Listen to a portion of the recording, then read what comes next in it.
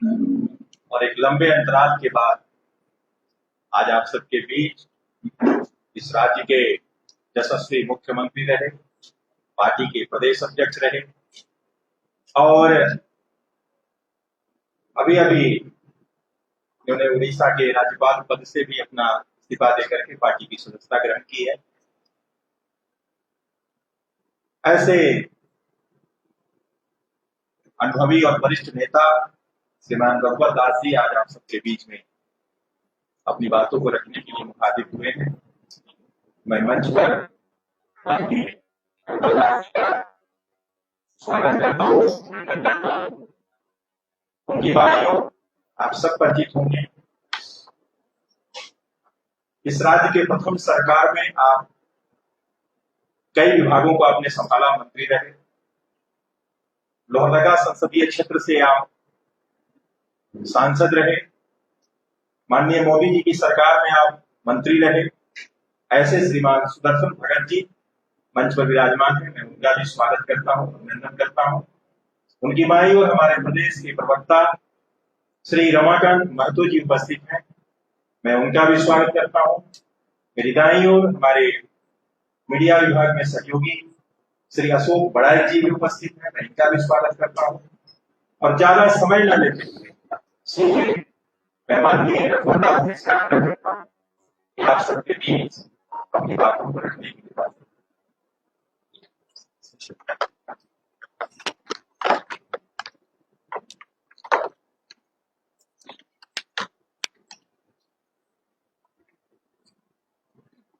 आज के इस प्रेस वार्ता में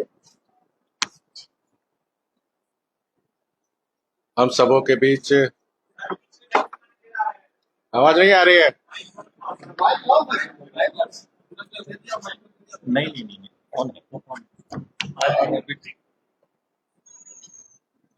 आज के इस प्रेस वार्ता में हमारे सहयोगी पूर्व केंद्रीय मंत्री एवं पूर्व सांसद श्री सुदर्शन भगत जी,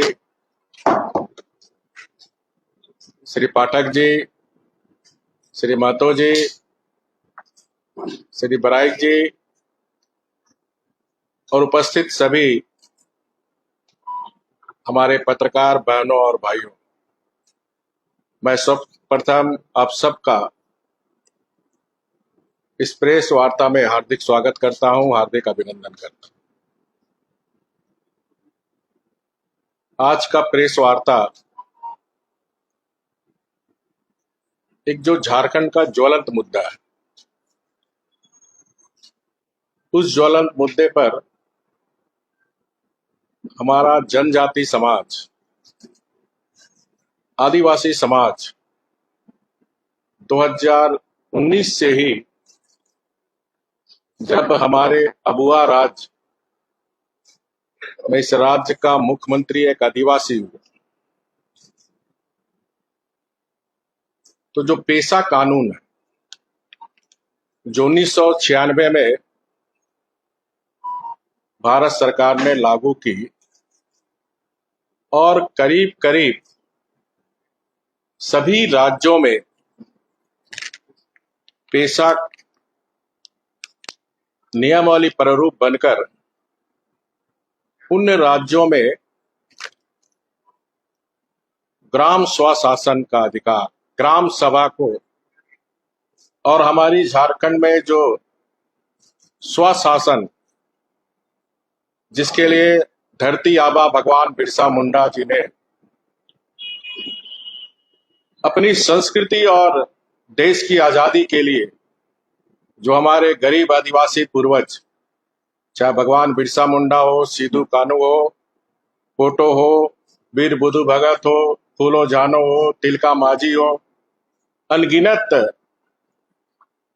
लोग ने खून बहाया।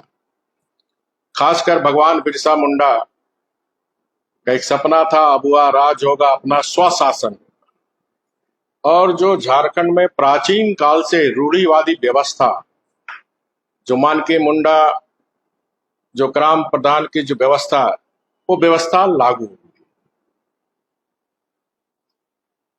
तो आज झारखंड पूछता है पेशा कानून कब लागू?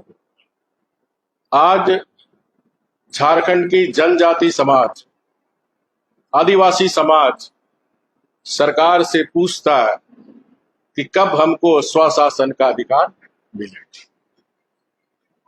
5.5 वर्ष पार्ट 1 और पार्ट 2 को मिलाकर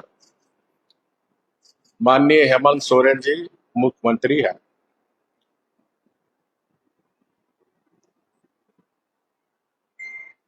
क्या पेशा कानून लागू होने से इस सरकार को खतरा है? क्या ये झारखंड की जनता जानना चाहती। क्या इसी मंशा के डर से आप पेशा कानून नहीं लगा रहे हैं कि अगर पेशा कानून लागू हो जाएगा तो हमारी सरकार गिर जाएगी, सरकार खतरे में पड़ जाएगी? ये झारखंड की 4 करोड़ जनता आज झारखंड सरकार से जानना चाहती है। जबकि हेमंत सरकार द्वारा पेशा नियमावली प्रारूप जुलाई 2023 में प्रकाशित कर पंचायती विभाग द्वारा आम लोगों एवं संस्थाओं से प्रारूप प्रतिक्रिया मांगी थी। साथ ही साथ 4 मार्च क्षेत्रीय कॉन्फ्रेंस भी हुआ था झारखंड में, जिसमें झारखंड सरकार के उद्योग सचिव जितेंद्र सिंह, अपर मुख्य सचिव पंचायती राज झारखंड सरकार राजीव अरुण एक्का जी, पंचायती सचिव भारत सरकार अतिरिक्त सचिव डॉक्टर CS कुमार, पंचायती राज भारत सरकार संयुक्त सचिव सुश्री ममता वर्मा जी, पंचायती राज भारत सरकार श्री विवेक भारद्वाज जी, अतिरिक्त आयुक्त पंचायती राज आंध्र प्रदेश श्री सुधाकर राव जी, छत्तीसगढ़ सरकार के उप निदेशक सुश्री स्टेला खालको जी, झारखंड के पारंपरिक लीडर श्री पंचानंद सोरेन जी, सुश्री स्वप्रभा मोहंती जी, अतिरिक्त सचिव PRDW विभाग उड़ीसा सरकार, और PJ वासले उपायुक्त PRRD तेलंगाना सरकार। इन बैठक में भी प्रस्ताव पारित करके प्रारूप जो नियमावली थी पंचायती राज विभाग झारखंड सरकार को उसको सहमति दी थी। और इसके साथ ही साथ इस पेशा नियमावली प्रारूप को फिर विधि विभाग भेजा गया। विधि विभाग के महाधिवक्ता ने भी 20/3/2024 को विधि विभाग को सहमति देते हुए विधि विभाग को भेज दिया। विधि विभाग ने भी 22/3/2024 को पेशा नियमावली प्रारूप पर अपनी सहमति दी और कहा कि यह नियमावली माननीय सुप्रीम कोर्ट तथा हाई कोर्ट के न्यायिक आदेश के अनुरूप बनाया गया। साथ ही साथ पंचायती राज अधिनियम 2021 में हाई कोर्ट तथा सुप्रीम कोर्ट के द्वारा पेशा में संवैधानिक ठहराया गया। तो झारखंड की जनता ये जानना चाहती है, जब सारी प्रक्रिया पूर्ण हो चुकी है, सभी की सहमति मिल गई है, तो कौन सा ऐसा अदृश्य शक्ति है? क्या विदेशी धर्म मानने वाले के दबाव पर ये पेशा कानून झारखंड सरकार लागू नहीं कर रही है? क्या वो विदेशी धर्म के मानने वाले लोग जो हमारी प्राचीन काल से जो झारखंड की रूढ़िवादी व्यवस्था, उस व्यवस्था को स्वीकार करने नहीं चाहती है?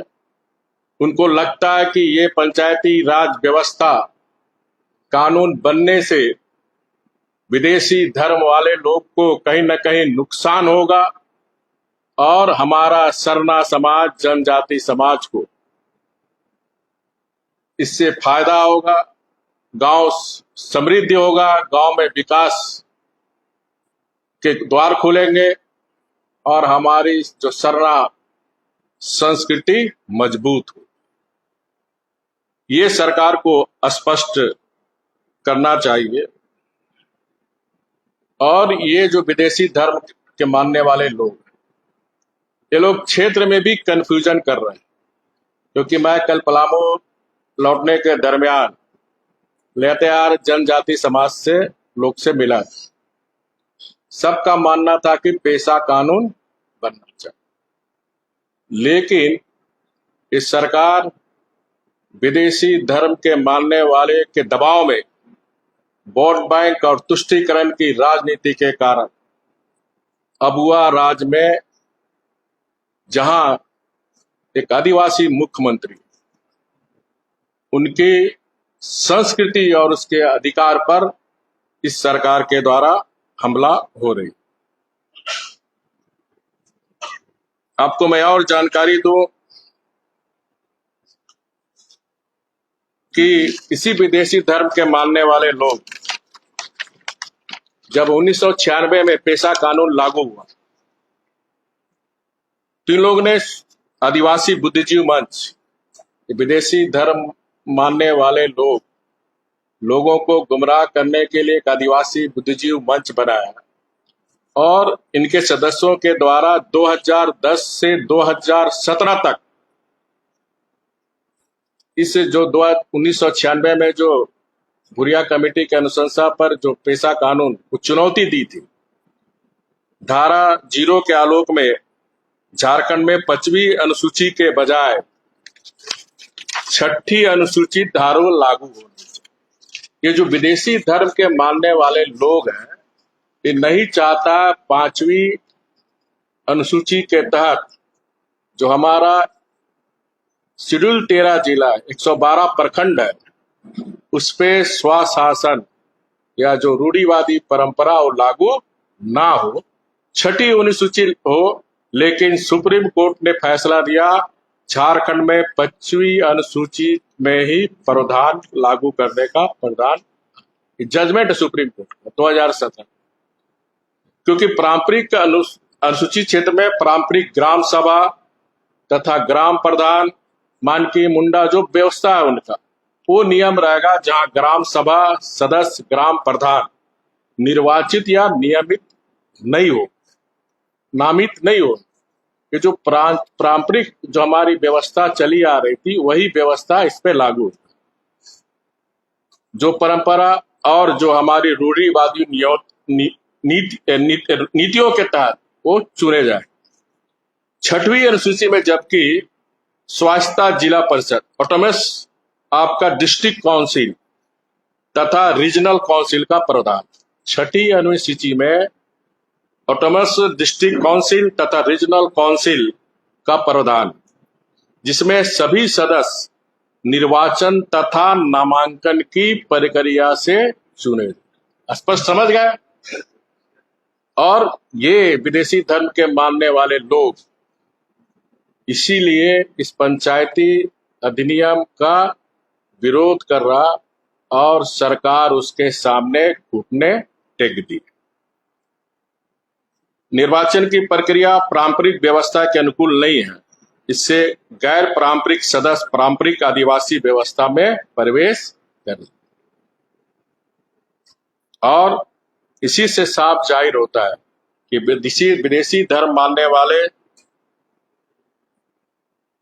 जो इस सरकार में पार्टी में भी पद लिए हुए हैं कांग्रेस पार्टी के, और सरकार में भी मंत्री बने, उनके दबाव से,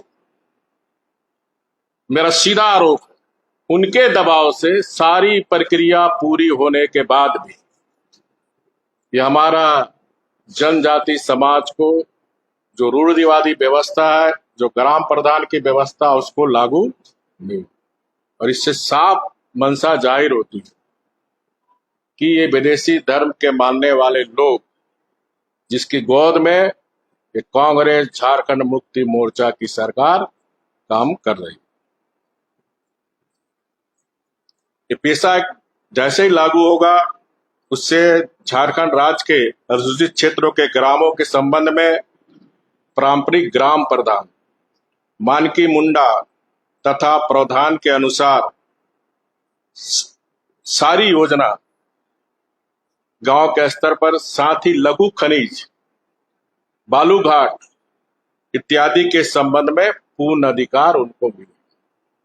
तो ये भी शंका उठ रहा, ये जो सरकार में जो सिंडिकेट है, चाहे वो बालू सिंडिकेट हो, चाहे शराब सिंडिकेट हो, चाहे पत्थर सिंडिकेट हो, चाहे कोयला सिंडिकेट, ये शक्तियां भी क्या नहीं चाहती है? तो ये राज्य की जनता जानना चाहती है। इसके साथ ही साथ मैं राज्य सरकार से, विशेषकर माननीय मुख्यमंत्री हेमंत सोरेन जी से अनुरोध करूंगा कि इतिहास आपको माफ नहीं करे। एक शरणा मुख्यमंत्री होते हुए आप विदेशी धर्म के घुटने टेक कर जो हमारा जनजाति समाज के अधिकार, संवैधानिक अधिकार पर हमला कर रहे हैं, तो आज भी माननीय मुख्यमंत्री से मैं फिर से अनुरोध करूंगा कि जल्द से जल्द पेशा नियमावली कानून को आप कैबिनेट में लाकर जल्द से जल्द हमारे 112 शेड्यूल में रहने वाले जनजाति समाज के हित में आप निर्णय लें। साथ ही साथ आप सबको भी पता होगा, हमारी सरकार के समय हमने जाति प्रमाण पत्र में हमने कॉलम रखा था कि किसी को भी जाति प्रमाण बनाना है तो उसमें कॉलम था धर्म का। माननीय हेमंत सोरेन सरकार 2019 में आने के बाद उस धर्म के कॉलम को हटा दिया। इससे साफ जाहिर होता है, वोट बैंक के लिए विदेशी धर्म के दबाव में शरणा आदिवासियों को धर्म और संस्कृति के मिटाने के लिए जाति प्रमाण पत्र में धर्म का कॉलम भी हटा दिया। मुख्यमंत्री जी उस पर भी पुनर्विचार करें, फिर से धर्म का कॉलम जोड़े, ताकि हमारी शरणा आदिवासी बच्चे बच्चियों को रोजगार, नौकरी मिल सके, उनका हक कोई दूसरा ना छीन सके। धर्म संस्कृति भी हमारी झारखंड की बची रहे, जिसके लिए हमारे गरीब आदिवासी पूर्वज ने उलगुलान और हुल क्रांति के द्वारा अंग्रेजों से लड़कर अपनी संस्कृति को बचाने का काम किया। मुझे इतना ही कहना था। आपका कोई प्रश्न है तो आप पूछ सकते हो।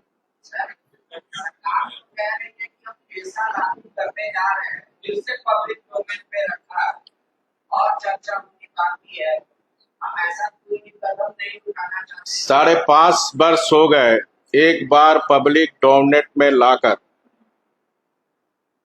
आपने उसको आपके सरकारी विधि विभाग, भारत सरकार के अधिकारी, झारखंड के सरकार के अधिकारी पब्लिक डोमेन पर रांची में ही चर्चा कर चुके। आपके पंचायती राज विभाग ने ही पब्लिक डोमेन में लाकर प्रारूप बनाया, जिसको झारखंड सरकार के विधि विभाग ने मान्यता दे दी। तो ये जो आप बता रहे हैं पांडे जी, यही मेरा प्रश्न है। पेशा कानून लागू होने से क्या हेमंत सरकार को खतरा है? और इसीलिए 5.5 साल हो गए इसी तरह का बहाना बना कर इसको टालने का काम कर रहे हैं, और हमारा आदिवासी समाज का हक और अधिकार को ये हेमंत सोरेन वोट बैंक के कारण, विदेशी धर्म के प्रभाव में आकर हमारे जनजाति समाज को उसका हक नहीं दे रहा है।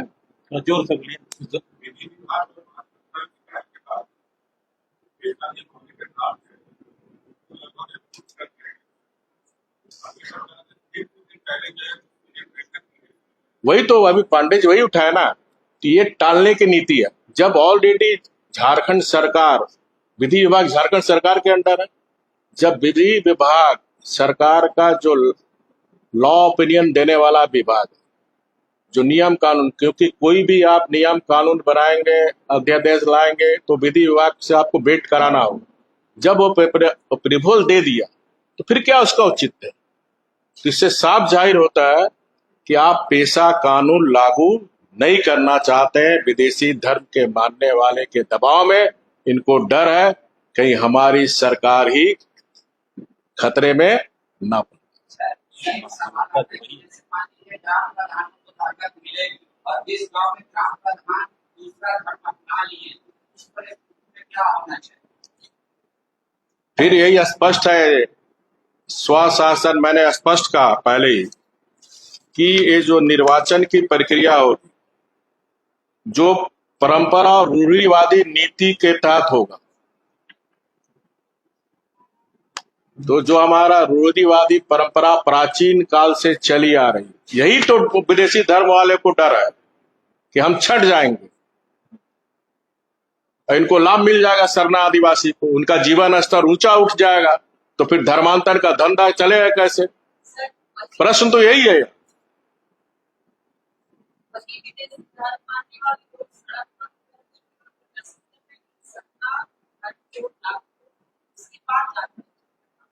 देखिए, आप सब भी पत्रकार हैं, खोजी पत्रकार भी है, आप सब भी इस बात से अवगत हैं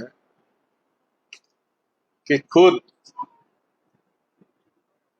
1961 में हमारे देश के प्रधानमंत्री सरदार जवाहरलाल नेहरू जी थे। 1961 में ही जनगणना से आपको हटा दिया गया। पहला प्रश्न। दूसरा प्रश्न, क्योंकि 1800 जब देश गुलाम था तो 1871 से लेकर 1991 तक जनगणना आदिवासी के लिए अलग धर्म का कोड था। 1961 की जनगणना में माननीय नेहरू जी ने की टीम ने, सरकार ने इसके हटा दिया।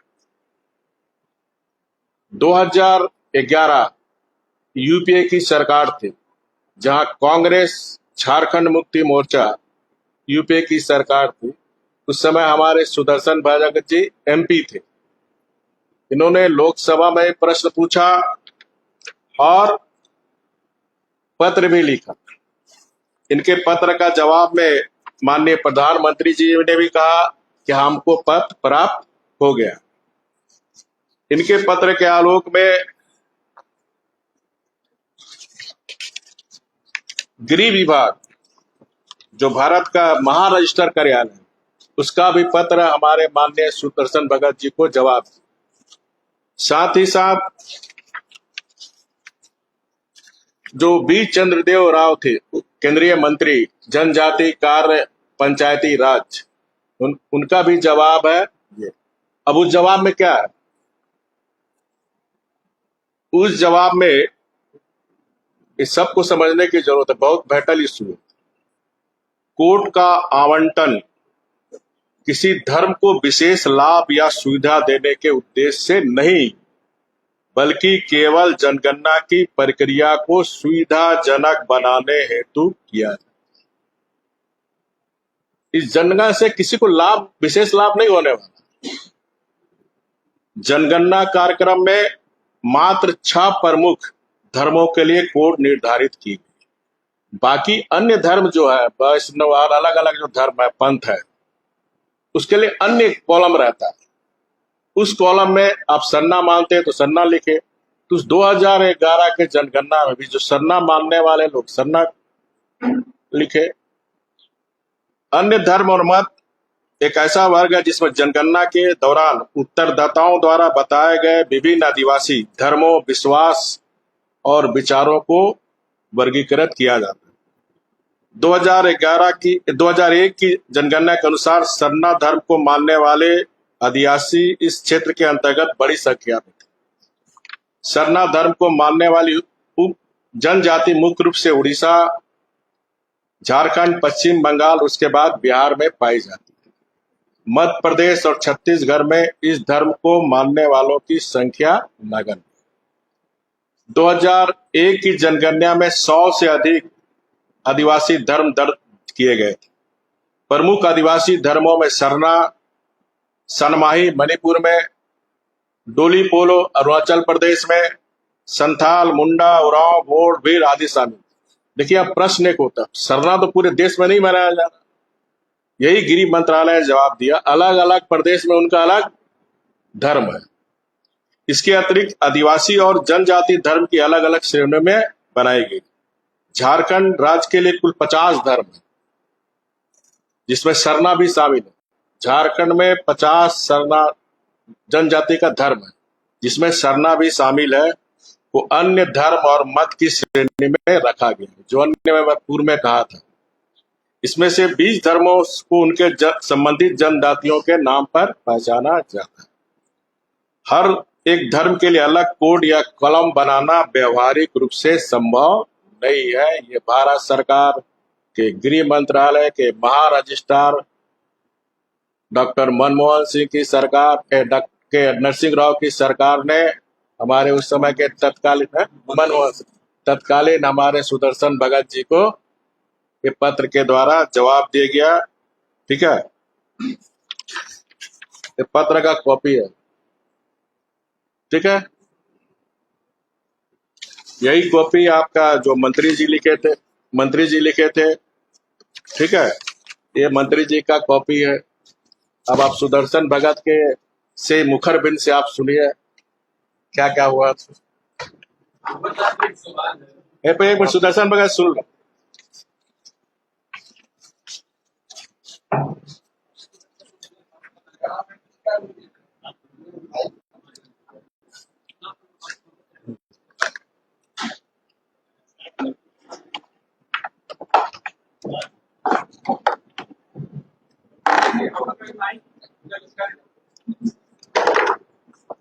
अभी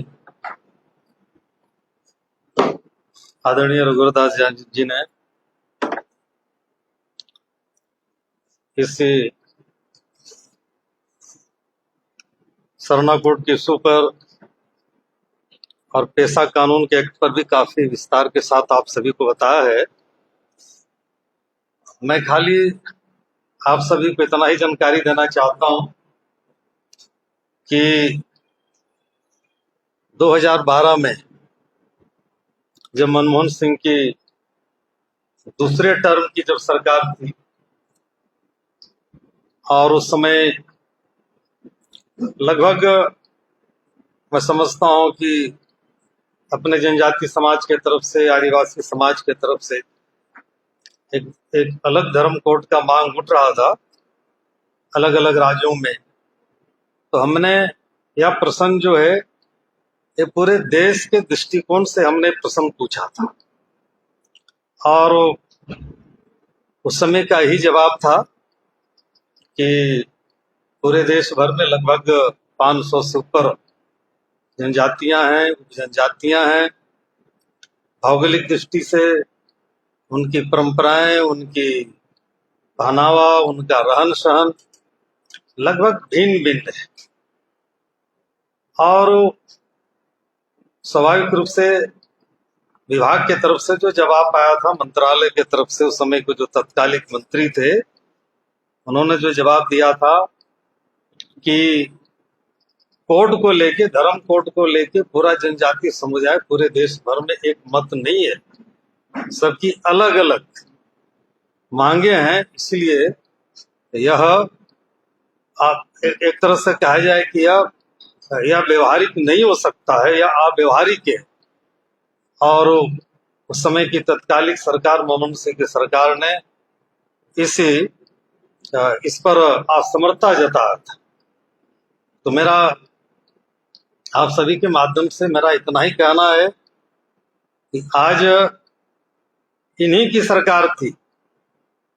आज झारखंड में आज विशेष रूप से मैं समझता हूं कि एक जन आंदोलन के रूप में अलग अलग हमारे यूपीए गठबंधन के हमारे साथियों ने आज इस पर लोग पुरजोर ढंग से इस विषय को रख रहे हैं, लेकिन मेरा यह कहना है कि जब इनकी 60 साल तक लगातार इनकी शासन रही, उस समय इन लोगों ने धर्म कोड देने पर इन लोगों ने मुखरता के साथ, मेरा कहना है, इस पर यूपी सरकार ने विचार क्यों नहीं किया। देखिए, एक संजोग देखिए या प्रयोग देखिए, किस तरह विदेशी धर्म के इशारे पे चलने वाला झारखंड मुक्ति मोर्चा और कांग्रेस किस तरह पेशा कानून को डायवर्ट करने के लिए परसों निकाला कांग्रेस, कल निकाला झारखंड मुक्ति मोर्चा। ये मंशा ही जाहिर करता है कि पेशा कानून को डायवर्ट करने के लिए जिस तरह 60 साल से कांग्रेस हमारे झारखंड के, चाहे जनजाति समाज हो या झारखंड की जनता के साथ जो विश्वासघात करने का, और यही कारण है कि झारखंड अलग राज्य का डिमांड झारखंड के लोगों ने कांग्रेस के कुशासन के कारण, और ये दोनों का एक दिन निकल रहा है कांग्रेस पार्टी का, दूसरा दिन निकल रहा है, साफ संकेत दे रहा कि ये सरकार, हेमंत सरकार को डर है अगर पेशा कानून हम लागू कर दिए तो सरकार खतरे में। तो मात्र अपनी सत्ता को बचाए रखने के हमारे जो गरीब आदिवासी पूर्वज है, भगवान बिरसा मुंडा, सिद्धू कान्हू, वीर बुद्धभगत फोटो हो,